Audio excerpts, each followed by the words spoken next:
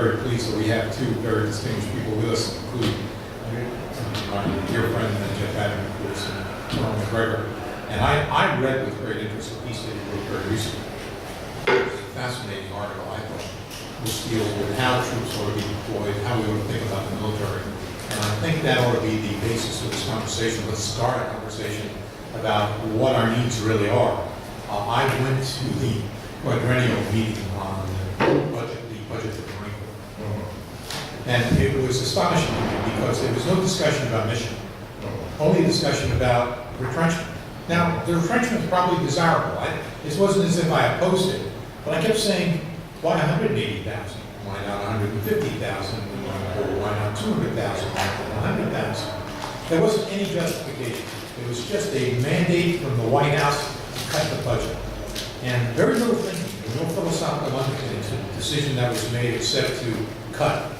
And so I think what we really need as a country is a serious discussion about what our military forces are supposed to do, how should they be organized, what the cuts actually mean, what can we do in a sensible way in order to protect the security of this nation. So that is my preamble.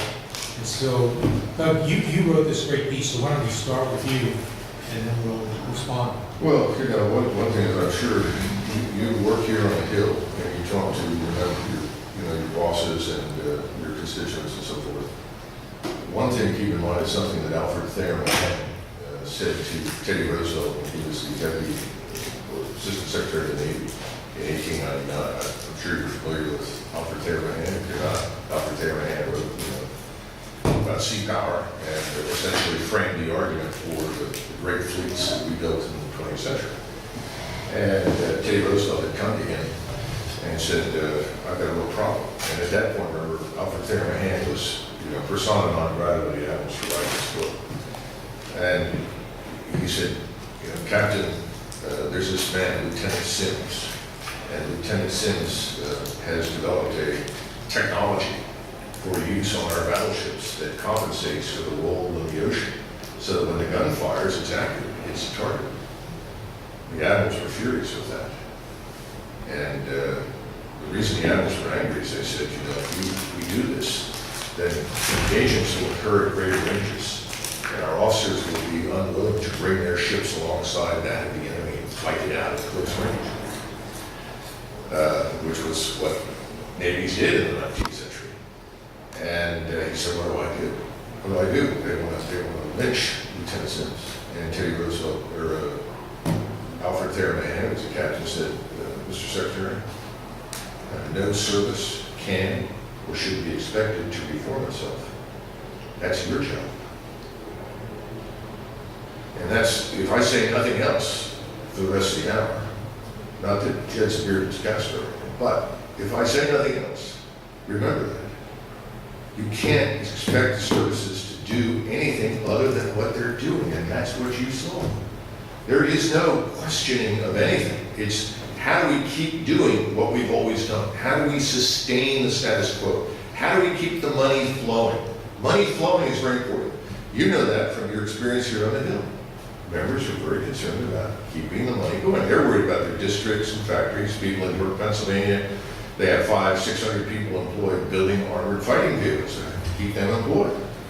And the problem is that the generals and the admirals, for the most part, have very little incentive to do something new. They just don't.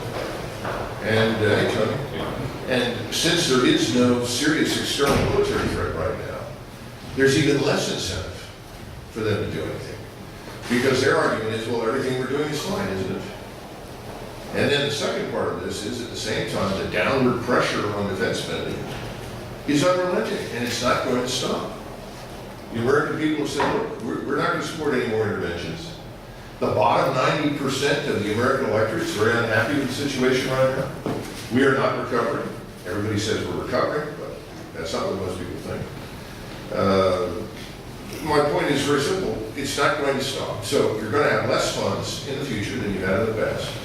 And the question is, what do we do? And the danger is that if we do nothing, and when I say we, I'm talking about you guys, your bosses, the members, people in the House and Senate. If nothing is demanded, then you'll end up with what you've got today, only smaller. And it'll be less capable, with lots of overhead, lots of tail, and in 10 years, when the threat picture changes, and it will, this current threat picture is not permanent, it will change, you're going to be in a lot of trouble. And the argument that the generals will make in 8 years is, well, gee, you wouldn't give us any money. Look, I mean, I understand an argument, but the question then becomes, what would you do under the present set of circumstances, recognizing the fact that the world is dynamic and that the threat picture is obviously going to change 5 years, 10 years. You're absolutely right about that. So the question is, what do you do now? How do you prepare for a world that is not entirely clear? I mean, we understand that the waters are roiling all over the globe, and military preparation of some kind is necessary. But what is necessary? How should we think about this matter? Well, we've been through this before, believe it or not. In 1900, the British Empire confronted exactly the same set of circumstances that we confront today. They were spending more on their military than they had ever spent in their entire history, despite the fact that there was no existential military threat to the British Empire. And there was no evidence in any particular direction regarding who would be the future enemy. In 1900, they had just avoided, in 1898, 2 years earlier, open war with France at the Fashota incident in the Sudan. Russia was widely viewed as by far the most serious adversary because of its constant incursions through Afghanistan and threats to India, its behavior in the Balkans. Germany, the British people had never fought a war with the Germans. German-speaking and English-speaking peoples had never gone to war. There was no assumption that anything would happen there. In fact, the King of England that takes over after Victoria was a German. Victoria was effectively a German. So there was the assumption that, Germany was not necessarily preordained to be a future enemy. And at that point, people sat down and they asked exactly the same question, what do we do? And they said, well, we've got to build forces that we think are going to be survivable and effective regardless of the circumstances. And remember that Britain, like the United States, was primarily a maritime power. And we are primarily a maritime aerospace power. We are not a global land power. We don't need any territory. We have all the territory we have. We don't have to conquer any territory. So if we're going to commit ground forces in large numbers, it's probably going to be in response to an emerging crisis or conflict that involves allies and friends on the Eurasian landmass. Now, why did I say the Eurasian landmass? Because that's the only place that you're likely to see any serious action. Could you have a fight with Venezuela? I'm sure you probably could, be awfully short. I don't see anything happening in Latin America. I know there's an obsession with Africa, but to be blunt, I don't see anything happening in Africa. So there's two poles of military power in the world: Europe, North America, Northeast Asia. Everything in between, quite frankly, we can handle without a great deal of difficulty in most cases with most of our aerospace and maritime power. Now, that is not going to be permanent either, because we see technologies proliferating, we see powers emerging. Turkey is a perfect example of that. Much more capable, resourceful population economy than anything you've seen in Iran. Could go nuclear overnight, just like that. Pakistan, dangerous, unstable, but fortunately Pakistan has to worry about being nuked by the Russians long before we get around to it, along with India. So the point is that if you look at the world today, we're not entirely sure exactly where we're going to fight or when, so we have to build forces designed around that. And by the way, the ground force has to be designed to operate within that aerospace maritime framework. And the lesson of history for the United States is that in-shot is fine, but going to the Yalu is a bad idea. In other words, when you move beyond the limits of your capabilities as a great power, in the United States case as a maritime and aerospace power, and you embroil yourself in a continental war with a continental power, you're in a lot of trouble. We are not Germany. We are not Russia. We are not China. We are not going to maintain large and powerful armies. That means you're going to end up with smaller ground forces, and then what you do with those and how you organize them is very, very important. The naval and the air side is pretty fluid. Now, you don't need full spectrum dominance. I'm sure you've heard that. Full spectrum dominance. We want full spectrum dominance whenever we fight. Yeah, but you don't need full spectrum dominance everywhere all the time. What you need to be able to do is achieve that full spectrum dominance when and where you need it. That's different. And it goes back to Frederick the Great's old adage: he who seeks to defend everywhere wins nowhere. We have been spread very thinly all over the globe. That's going to end, because at the same time that we're going to see these decreases in defense spending, we're going to see a fire sale in the old empire, because we're not going to keep it. And the Japanese know it, and the Koreans know it, and the Chinese know it, and that's fine. But there's a difference between the future and the past. If we're going to be partners with the Japanese, and we're going to have an alliance with the Japanese, they need to understand that whether they or Japan or Taiwan, for instance, controls those two islands that are north of Taiwan is really not our affair. It's not important to us. What's important to us is an attack on the Japanese small islands. That's unacceptable. And that's something to which we will respond. But those little island disputes that you're hearing about are all over the Pacific. And they're not new. They simply were placed on hold after World War II because we were the only ones left standing. That's over now. And you're going to have these disputes all over Asia. They are going to have to be resolved by the powers in those areas. But the notion that we should commit American blood and treasure, put our nation at great risk in a global war, potentially with a great power like China, a continental power, over a couple of islands is a very dangerous thing. And I think the Chinese know that, and by the way, the Japanese do. But here's something else we need to keep in mind. China reached the limits of its expansion years ago. China has been the subject, the target, the object of attack through most of its history. It can't expand any further than it already has. It's got 1.2 billion people, 800 million are very unhappy in poverty, as an example. Japan, on the other hand, is homogenous, has one of the most highly developed scientific industrial bases in the world, and to be perfectly blunt, what nobody wants to tell you is that the Japanese Navy will sink the Chinese Navy like that, in and around those islands. Japanese aircraft will put down the Chinese aircraft very quickly. The Koreans in South Korea are infinitely more capable and more powerful than anything to the north. And as we move back and retreat from this very forward positioning of ourselves around the world, these new regional dynamics are going to take over. If we stay and try to suppress them, they will force their way to the surface anyway. We cannot control the world. We have to live with the world. And we have to accommodate these forces. And when we go into regions, as we have in the last 50 years, what do? We deform the natural forces. What do you see emerging in the Middle East today? Everyone talks about the Sunni-Shia split. That's part of it. But there are only two great powers in the Middle East, historically. One is Turkish, and the other is Persian. Gee, what a surprise. And by the way, they hate each other. Gee, that's too bad. Well, my point is, these are realities.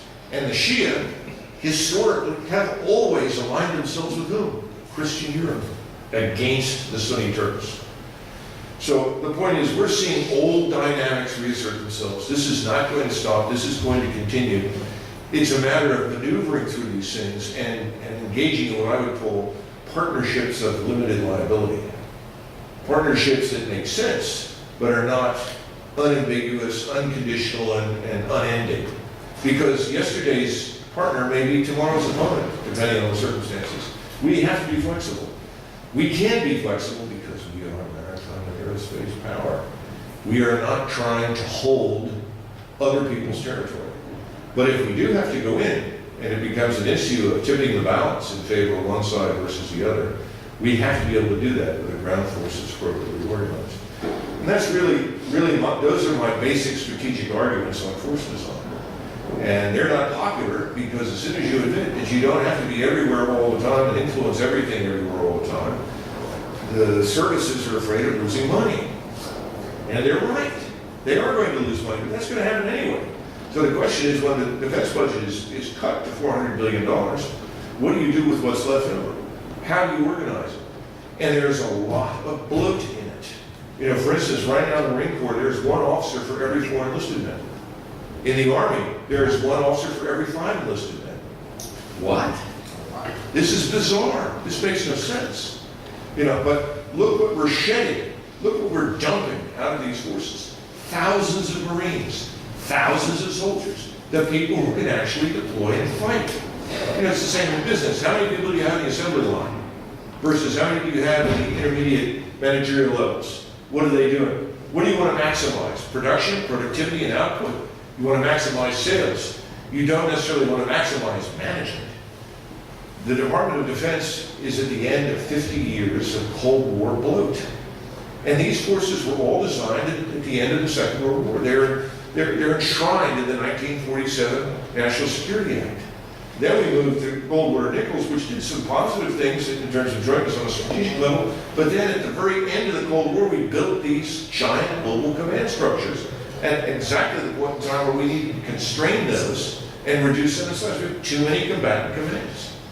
And when you don't change the force, when you don't change the way you're organized, you don't do business differently, you don't know what you're going to need for the future because you're still doing what you always did. Peter Drucker said, if you want to stop doing something that's obsolete, stop doing it. Do something new. We have resisted that. Everyone says we can't do that. And the military throws up an enormous barrier against that. Oh, if you do that, it's catastrophic, we're finished. It's back to, if you change the battleship, we're finished. We're out. No, we're not. And it can be done. Since we are a maritime power, I want to give you my friend here, Adam. But since we are a maritime power and we've seen the reduction in the size of the Navy and even the capabilities of the Navy, you have an administration that's very reluctant to use our force, and if you spend any time in Asia as I do, people are invariably asking the question, where is the American Navy? And there is going to be some sort of Pacific competition between the Chinese and the Americans. It's largely a question of regional hegemony. The Chinese are saying, this is ours, the Pacific is ours. It's no longer the American basin. So the question then becomes, do we have the capability within the existing maritime structure to project power in a manner that's consistent with what our interests are in this? Well, I think we do. Now, set aside the little crappy ship, the LCS, is what the admirals probably call it, the little crappy ship. We have a big problem in the Navy because the admirals and the Naval Sea Systems Command where I worked has utterly refused to develop new platforms. If you don't develop new platforms, you build more Riley Burkes and you build little crappy ships. The little crappy ship was shoved down everybody's throat because we have to keep the shipyards operating. We have 6 shipyards. We can't keep 4 busy, but no one wants to shut down any shipyards. These are problems. You're familiar with this sort of thing on the Hill.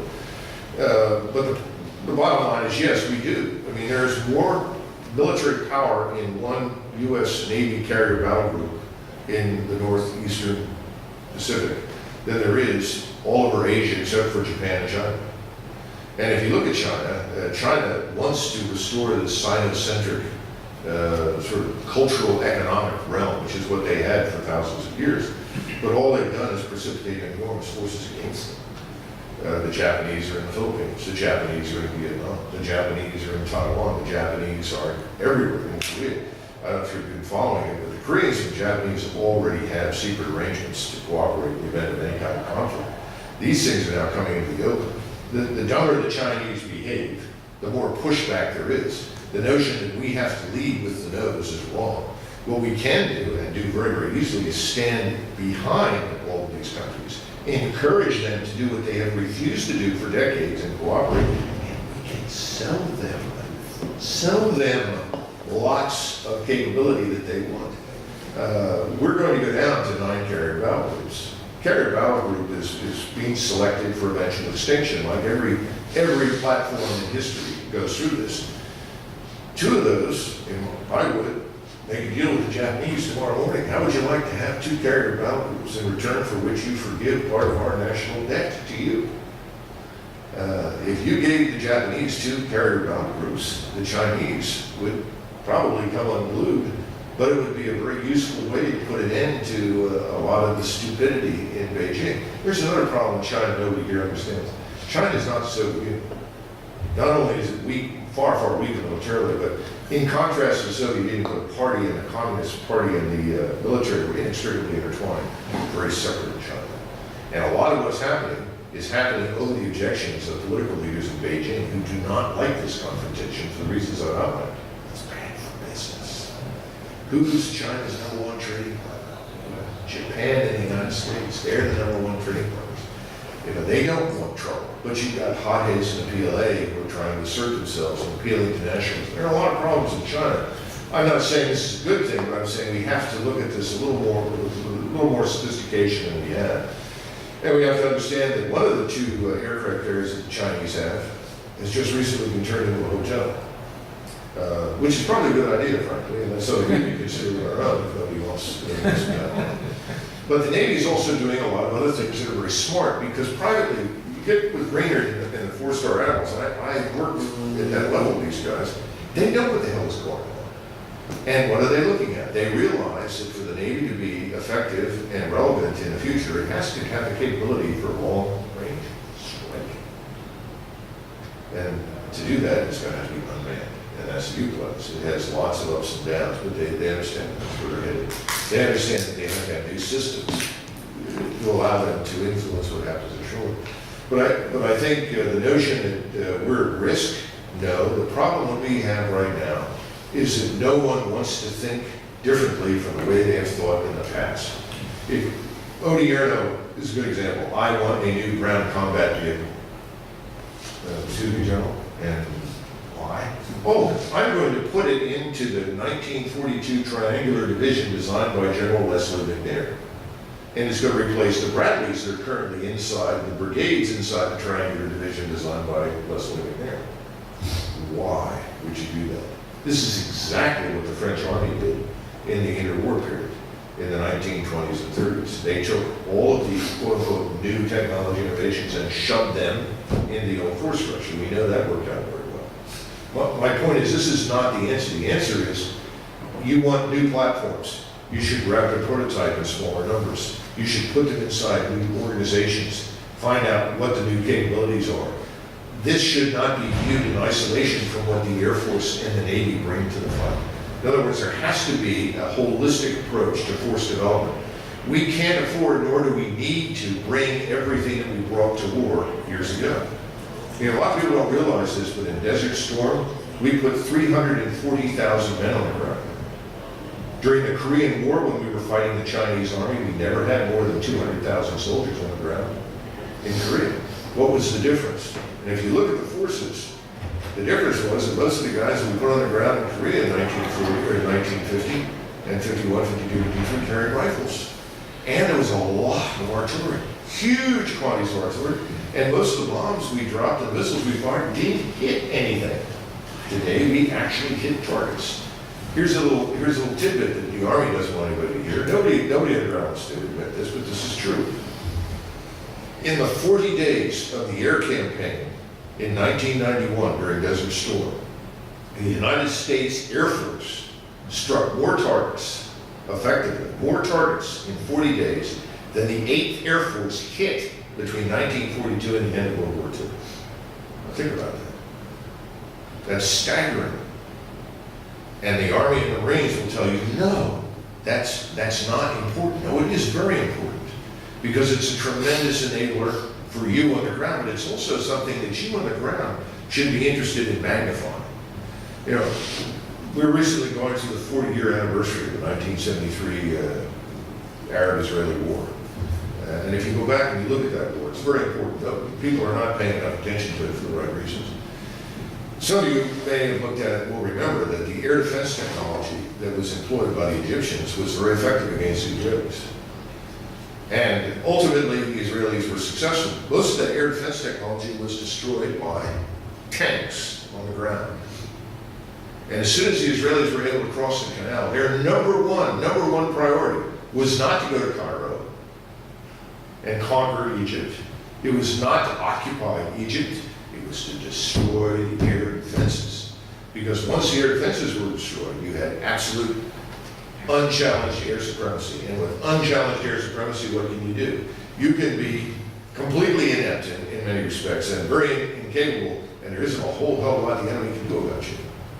So there's a permanent interest on the ground in achieving that kind of supremacy. And it goes back to the earlier point about full spectrum dominance. We don't need it everywhere. We don't have to have everybody everywhere. But if we decide that we're going to go somewhere, if it's the Korean Peninsula, if it's Vietnam, God forbid that we should be dumb enough to involve ourselves in a war with China. But if we go to some place to do something, that's where you want your full spectrum dominance. And we can do that. We have the satellites, we have the aerostats, we have the aircraft, we have the platforms at sea, undersea, we have the sensors, seabed to space. We can do that. And that's when you bring your forces into that environment. And that environment is the one that you fight in. But you don't have to have those everywhere. You don't have to bankrupt yourself building that everywhere. And that's what people need to understand, because Northrop Grumman, Boeing, and Lockheed Martin have a permanent interest in bankrupting you and stealing all of your taxpayer money in order to build that full spectrum dominance everywhere. And the service chiefs will all say, yes, we want that everywhere. We can't afford it, and we don't need it. But we do want it where we need it, when we need it. I should shut up. Sid, I want to get your response. I mean, that was great. That was great, and I agree with some of what Doug said. And I want to start basically where he began as well. I mean, at the beginning of the 20th century, the crowning of George V, there was no great threat that was an existential threat towards Great Britain. It had lost not much of its empire. It had really dominated the seas.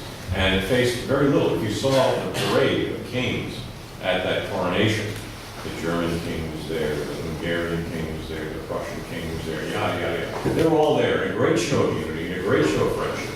And it all meant nothing because in 14 years at that point, a couple years less than that, the entire of Europe exploded in a war that took millions upon millions of lives and frankly wasted them in a manner of warfare that had been outdated long before the war broke out.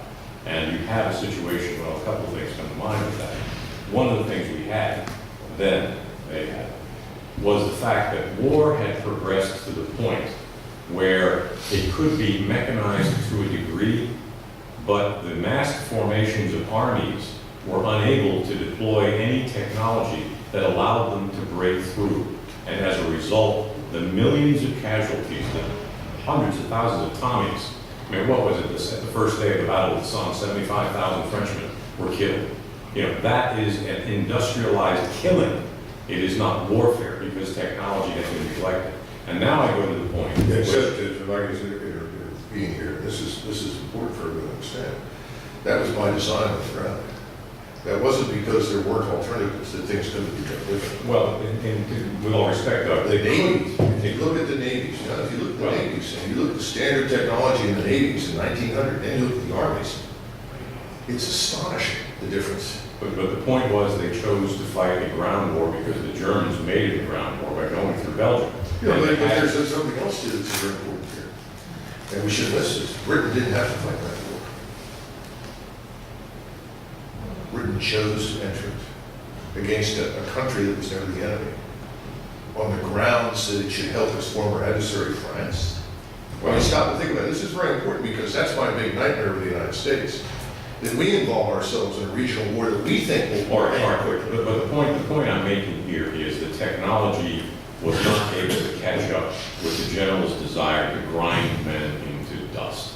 What we have at this case in 2013 in the United States of America, we have existential threats, not like Britain at the turn of 1914, 1912, 1914. We have existential threats that will come to us through terrorism, which may be mounted in all sorts of manners. We may be having an existential threat through our allies, through Iran.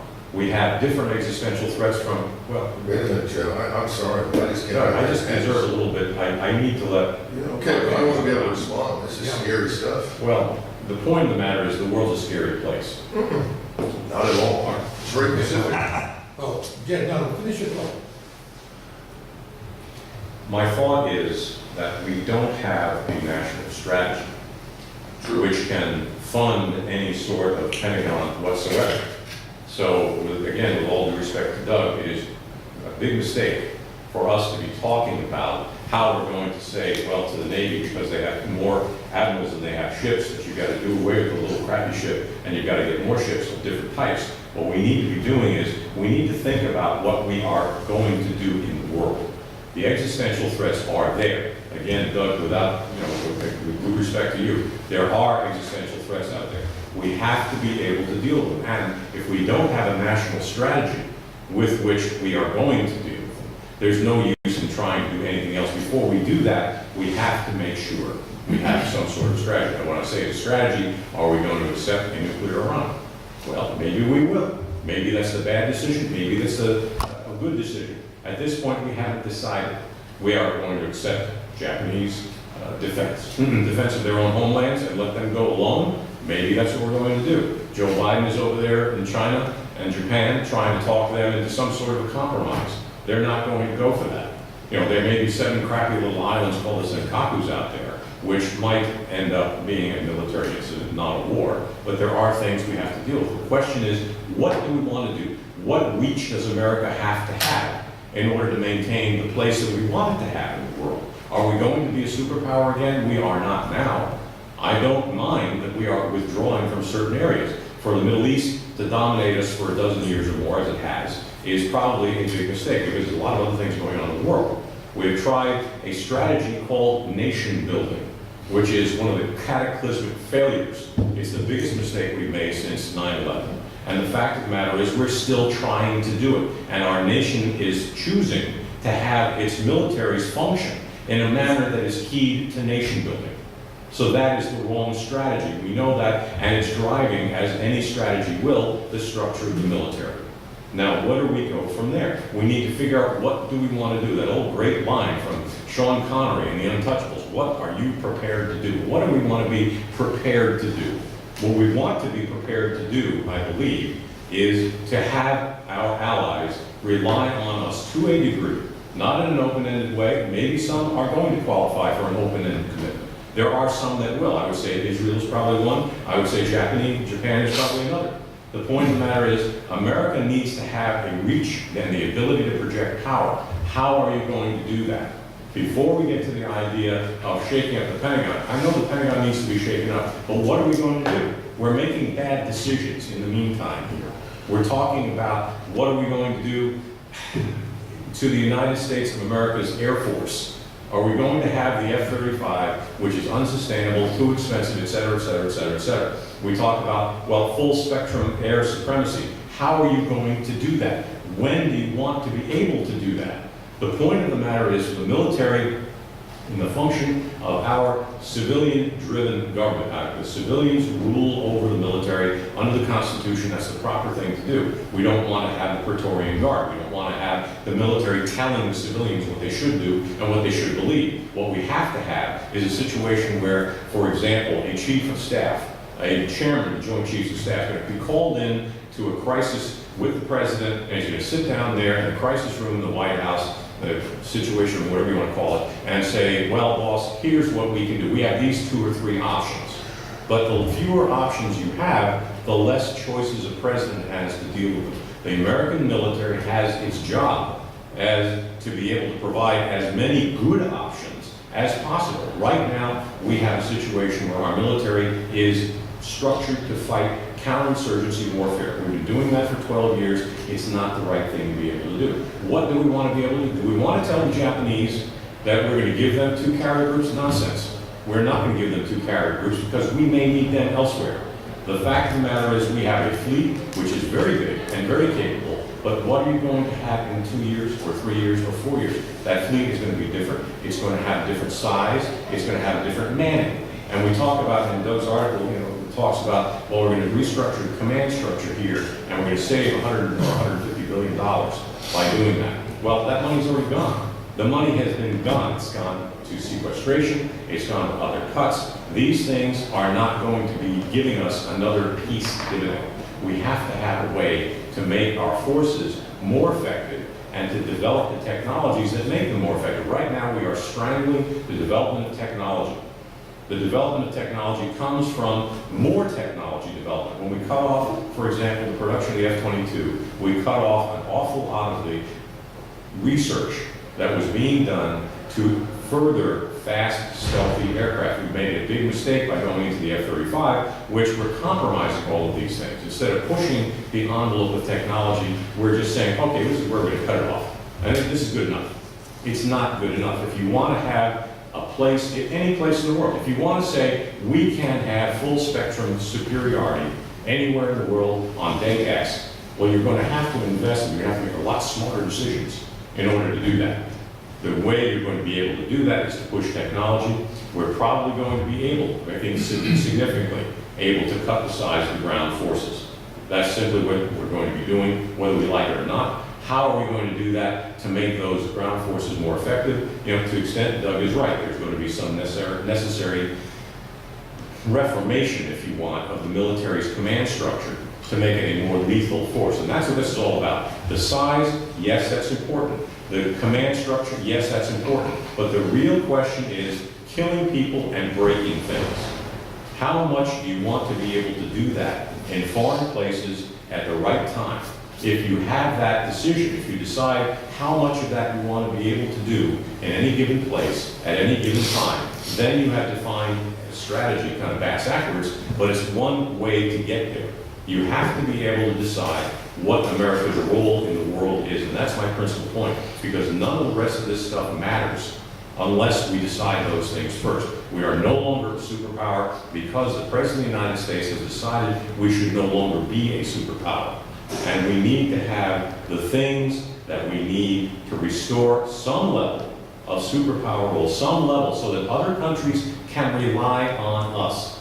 The Israelis have basically said, forget it. The Saudis are saying, forget it. The Japanese are saying, holy crap, we need to do this ourselves.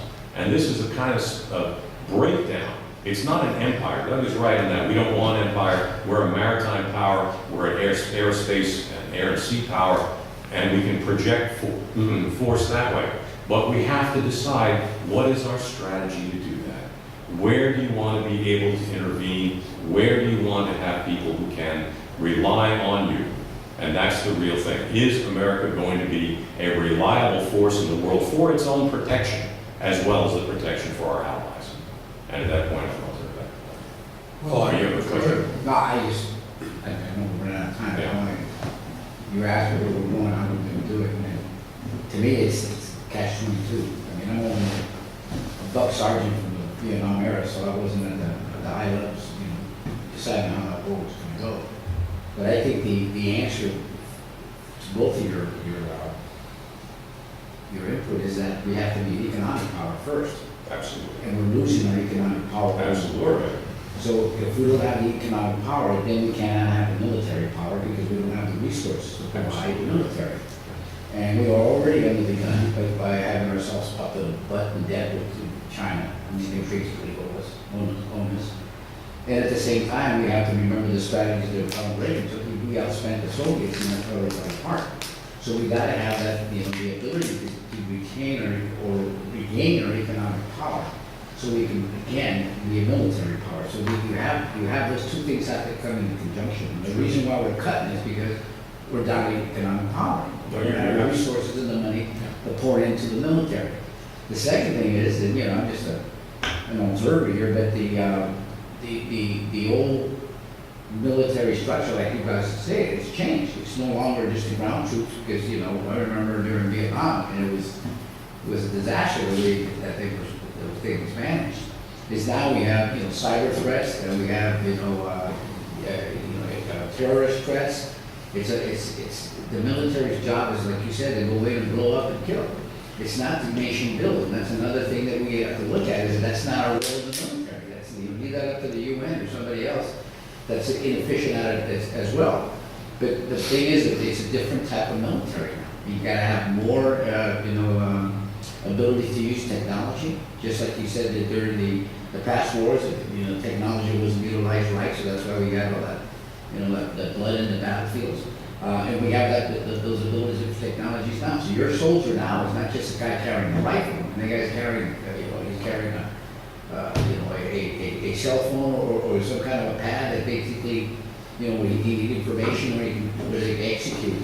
So my whole thing is the fact that we need to be an economic power again before we can maintain our power militarily. Because if we can do that, then the other countries who are thinking something stupid, then I got to do it because they know that we can outspend them and we can hammer them. No, you're absolutely right. I wrote about 18 months ago in the American Spectator, an article called The Conservative Defense Agenda. And the first thing I said in that is that America's economy has been the engine of freedom around the world for over 100 years now. And the point of the matter is, we have let ourselves slip. I mean, under Obama's economic policies, we have slipped so far now. Well, there are two issues that have been raised, one by Doug and one by Jed. I would just like to at least make a very brief statement about it. The first is this whole question of innovation, which I believe is absolutely essential. I mean, we start thinking about the military, some form of retrenchment. We can't think the way we did in the past. Obviously, innovation is necessary. But what I always find rather interesting, the private sector is engaged in innovation all the time. even if you look at World War II and what happened in the period, the Lend-Lease period, it was largely private innovation that accounted for the extraordinary success of the United States of building an industrial machine that accounted for our success in the war. It wasn't success, it was excess. It was the ability to create a great deal. And it seems to me that we ought to be thinking very seriously about the role that the private sector can play in the defense establishment. That's point number one. And then I think that raises a very interesting point about what is happening in the Pacific. There's no question that the United States is not playing the same role that it once did. The Japanese obviously are very much concerned about playing a far more robust military role than it has in the past. It's virtually doubled its defense budget in the last year and a half. So there's no question the Japanese understand what has to be done. And Doug, I think quite rightly, talks about an alliance that may include the South Koreans, Taiwanese, Filipinos, maybe the Indians as well, since they have engaged in joint military maneuvers with the Japanese. So there is a force that's emerging, let's call it CO2, although CO wasn't exactly successful, but something on that order, where the nations come together. But the issue, every time I've raised this issue, and I've sat down with some circles in Asia where this subject comes up, the distrust of the Japanese, a kind of legacy of World War II, haunts the discussions. The South Koreans hate the Japanese. When I talk about the enemy, they don't refer to the Chinese. They always say the Japanese. When I say the Indonesians, the enemy, they say, oh, the Japanese. So the difficulty here is that the United States has to play a subtle but interesting diplomatic role in bringing these nations together so that they can play a role that the United States might have once played in the past. And one thing I'd add to that is, I think that's absolutely right, but unless we have the will to project power in those areas, and I'm talking about military power, not soft power. Right. I'm talking about our ability to project power in those areas. Those nations have no reason to follow our lead. They have no reason to even listen to us.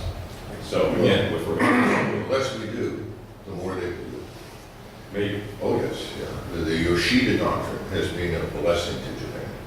Thanks to our defense of Japan and its interests, they have built a fabulous site, industrial base, prosperity on a scale they never had before. So have the South Koreans. By the way, all of the major corporations, innovation and technology, everything in South Korea came out. All of this business of hating Japanese, when she starts talking with the elites, bullshit. That's not it. In fact, the people running South Korea are the grandchildren and children of all the collaborators of the Japanese, because the Japanese went into Korea and they industrialized the place. There's nothing there before the Japanese went in. It's the same with Taiwan and China. Yeah, absolutely. Now, with Taiwan, as soon as you bring that up, if you want a war between Japan and China, the quickest way to get it is for Taiwan to ally itself with Japan, because Taiwan is the platform for the projection of Japanese military power against China. Everything the Chinese are doing right now has nothing to do with us. It has to do with the Sino-Japanese War of 1937. You have to look at how the Japanese went into China, how they used the rivers, how they went into all the big cities on the coast and controlled the place. China will not allow that to happen again. It's not focused on us, and we don't have to break our way into China. The problem is we could be drawn in Northeast Asia, if we're not smart, into a war we don't need to fight against people who aren't the enemies. And that's my nightmare from World War II. This business of, well, we have to be strong, but we don't have to be in charge of everything everywhere all the time. That's a mistake. And we should be in a position to pick and choose when we will engage and when we will not engage. We got to change our mindset. Jeb's right, strategy. There is no real strategy. We haven't had really one since 1989. Nobody wants it. And if we try to put one together formally, you'd have huge fights with people saying, we are America's engine of freedom. Bullshit, we are not. Washington said it best. He said, America's mission in the world is to be its engine of prosperity. It's our economic power that makes us attractive. That's how we spread the democracy. They look at us and say, look what a success we are as an economy. But we destroyed ourselves in the 1980s when we shipped our manufacturing base overseas. There's no innovation without a manufacturing base. Now, you mentioned the French Army. The French Army spent more money than the German Army before 1940. Very few people know that. Didn't help. Money in doesn't equal product out. Just because you throw money at something doesn't mean that you're creating capability. This is a huge problem. And we've been doing this for decades. It needs to stop. You're talking about a defense department. Can't even audit itself. No one has been able to go in and audit it. They will freely admit they don't know where all the money is going. That's no way to run a railroad. If you reduce funding for it, and you go in with a plan, and you begin to perform selective surgery and reorganization and reform, what you would do in the private sector, you can extract savings, and you will have a better, more potent force than you have today. This thing is a whale beached. It is not a potent force. It is a World War II force structure that is slowly, gradually brought together and then hurled somewhere. It won't work. If you go to war with China, there's no time for a pickup game. You can't go to 50 different headquarters in the Pacific that are Air Force and Navy and Army and say, okay guys, we're going to war now, get together. The reason the Soviet Union defeated Germany on the Eastern Front, the principal reason, is that they had unity of command. They built integrated command structures from top to bottom. The Germans never did it because Olive liked to tinker with everything. And the services themselves had said, oh, this is great because we in the Luftwaffe get to do what we want. We in the Army get to do what we want. It's a disaster. We're wasting huge quantities of money. The Marines have a communications structure inside the Marine Corps that doesn't talk to the Navy. It doesn't talk to the Army. This is insane. How the hell did this happen? Well, it happened because the N6 in the Navy, who's a 3-star, was ignored by the Commandant of the Marine Corps. He doesn't give a shit what he says. There's no unity of command. No one is in charge. And so when they come to the Hill, they go to Duncan Hunter, and they say, you know, Congressman Hunter, we really need this, and you're a former Marine, we need your help. Oh, I'll help you guys. And off to the races we go. They used to do that all the time, all over the Hill. Everybody does. We understand. That game is unaffordable. It's unsustainable. And in the meantime, we are shedding the people who actually deploy and fight, the people who can do something. The production lines in the military are dwindling. The overhead is enormous. If you say, that's fine, just give it more money, we're dead. In 10 years, we're dead. I don't want to go to war with China. I don't want to go to war with anybody if we can avoid it. And I'm somebody who's been to war, being shot at and killed people. But we'll probably be in a position in 10 years where something bad can happen. Now, you mentioned Iran. Iran is a pimple on a duck's ass militarily and economically. Their principal exports after oil and gas, and they can't even refine their own oil, are pistachio nuts and rugs. They're a zero. They're in deep shit. Their population hates the government. They're finished. It's over. The country in the region is dangerous and has enormous potential and has a martial tradition, which Iran doesn't, is Turkey. There are 78 million of them. They are Sunnis, and they are being gradually molded into a group of fanatical Ottoman wannabes. And in 10 years, that's your regional superpower, if not sooner. That's going to be a problem. The Europeans know it, the Germans know it, the Austrians know it, the Swedes know it, the people in the Balkans know it, the Russians know it, and they're very afraid of it. That's what we should be thinking about, not worrying about Iran. Nobody's got to close the Strait of Hormuz. If you close the Strait of Hormuz, there's no money. In 30 days, there's no money for food. In 60 days, everybody starves.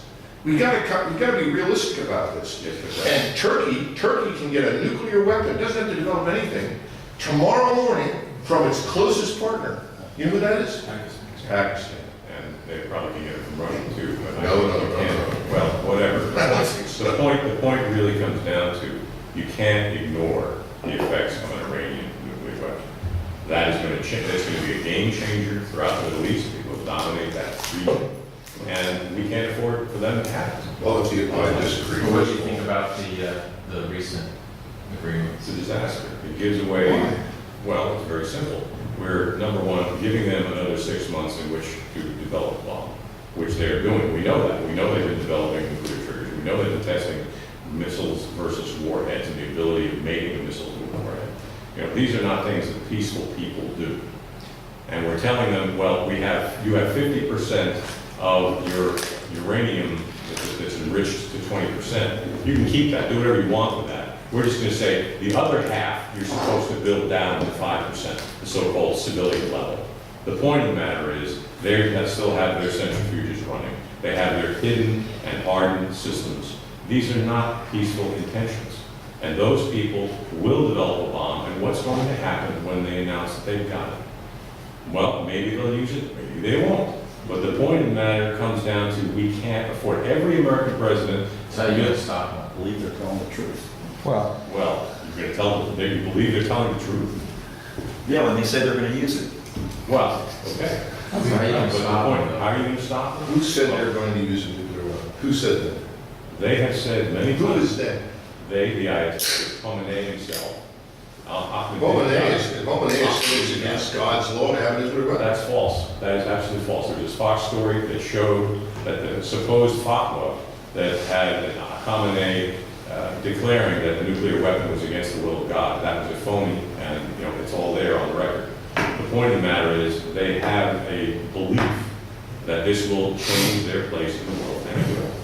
And if we are going to stop them, I don't see how we can do so peacefully. I pray that we can, but there's got to be a way to keep the sanctions going. And if you want a peaceful solution, you keep the sanctions going, you increase them if you can, and you insist that there is no settlement that does not include unlimited inspections of their facilities. If I could add a couple things to the debate real quick. We reinforced the idea that they should have nuclear weapons by the fact that every other country who's given them up, we've taken adverse action against. Libya being the problem. So we reinforced. So that's why I think they've been on this. Secondly, my information is they've already got 2 weapons.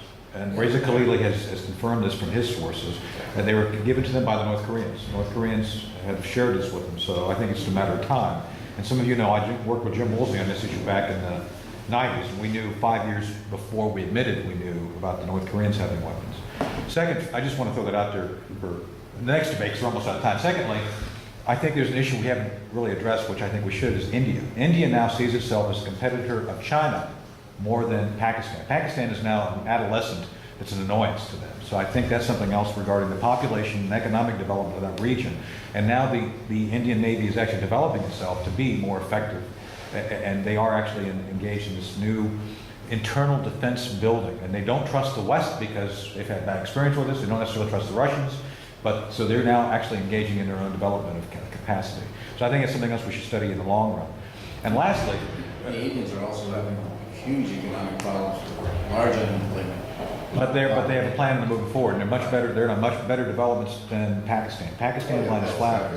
And then the last thing I was going to bring up, and we've talked about this, we're developing something called Plan Orange versus Squeezing the Orange at the Army War College, which will be in late January. So that would be, Asian we'll be looking at, we will be examining as a group. I think everybody here is going to be involved in some form in that. Looking at the strategy, which you bring up, Jed, I completely agree with you, as well as the resource issue, which I think obviously a lot of people in the Army agree with you, the way that your perspective is about the fact that we don't want to cut, or say we can cut, because the moment we say we can cut, they're going to cut us. So it's chicken or the egg. So Just one point that I would like to make about Turkey, and then I guess we can bring this to a conclusion. The Turkish government has done very, very well as an economy from 2002 to 2008. They're so overburdened with debt at the moment that if the Saudis don't bail them out, this whole society collapses. They are a great military force in the area, since they're the second largest army and air force in NATO. But they're Who's the largest army? second largest. Who's bigger than that? And the Germans have a larger force. The German army's 80,000 men. Well, that's what I was told. Well, maybe they're the largest. No, they're the biggest army. In any case, there's no question about the military capability they have, but the country is very close to bankruptcy. And the debt burden is so great that you can only borrow up to 32%, which is the interest rate. You can't borrow any more than that. Erdogan will probably go, even though he's attempted to purge the military. I think there will be a coup in the country. So again, If that happens, that's good. I think it will be very good. And I do think it will happen. Coup with the seculars? Yeah, Yes, as you know, when you talk about the Islamization of Turkey, the Turks by and large have imbibed the Ataturk tradition. They're secular people. The Pew polls show time and again that the Turks overwhelmingly oppose the idea of Islamization. There is a portion of the country on the order of 25% that embrace this. But the country by and large is a secular nation. So I guess we can end on that point. That I vote for sincerely upset. Can But you see, I would say one thing about the Iranian population is completely disinterested in Israel. It doesn't even have. All they're interested in is prosperity. They want to break out of this terrible straitjacket they're in with the government. They openly refer to the government as, quote unquote, the Arabs, because they see them literally as a foreign entity not representative of Persian culture. I think you're absolutely right, and I think you probably have the most pro-American force in the Middle East and Iran. But that's not the government, that's not the No, U.S. of course not. So that's the problem. But the notion that these people are somehow or other dangerous maniacs who are going to lob nukes at people, whether it's Israel or anybody else, I think is very wrong, absolutely wrong. They know it would be suicidal. And remember that Iran is largely a desert and mountain country. All the people are concentrated in most of the major cities. They recognize what would happen to them, they'd be incinerated. I think the problem that we have inside Iran with the quote-unquote bomb issue is that you have Iranian nationalism that for 40, 50 years has wanted some sort of nuclear weapon. Not to destroy anybody, but to join in their minds what they think is the great power play. Iran is one of these countries that's always thought more of itself than it could achieve. The Shah actually came to Nixon and wanted Nixon to provide him with nuclear weapons. And Nixon said, for what? You don't need them. He said, no, we're not a great power until we have them. So that's part of it. But I think that the religiosity and these kinds of things, those mosques are increasingly empty. No one is showing up. The whole internal apparatus, the Iranian security apparatus and the military, is absolutely mired in all the corruption that comes with capitalism and commercialism. They're busy worrying about factories and making money and so forth. This thing, if we are smart and we proceed very carefully and cautiously, I'm not saying that we should, throw up our hands and say, hallelujah, it's over, but it will go away because it's not in the nature of that country to do the things that we are imputing to them. Let me just say that I strongly disagree because Iran, even though the people are unhappy with the government, and there are many millions of them that are, the fact is they do not have any power. Iran is basically a garrison state. It's a military regime, and a lot of people completely overlook that. The IRGC, the Ayatollahs, and their political apparatus, they rule that country with an iron hand, and the people are not going to be able to change that for 20 years or more. The fact is, if we have the leverage of the sanctions that will keep the economy on its ass and flat on its back, we may have the leverage that could topple the Ayatollahs eventually. However, given their involvement with terrorism, given their connections to pretty much every terrorist group, and their apoplectically apocalyptic regime, view of the world, we cannot let them have a nuclear weapon, and that's exactly what we're doing with this agreement. Can I add one more thing, please? Besides economic power, military power, informational power, because, we gotta have that. And secondly, you mentioned Latin America is not a big issue. Coming from Nicaragua, where Somoza was there for 40 years, having a dictator and a communist government.